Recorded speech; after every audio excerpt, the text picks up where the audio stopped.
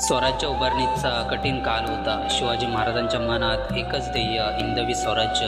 हे ध्येय इतकं पवित्र होतं की त्यासाठी कोणता त्याग करावा लागेल याची त्यांना चिंता नव्हती.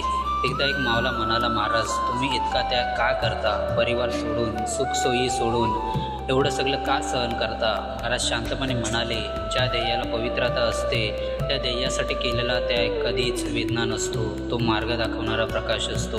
अफजल खानाचा धोका, मुघलांचा प्रचंड साम्राज्य, सततच्या लढाया, सगळ्या बाजूंनी संकटांची वादळं येत होती.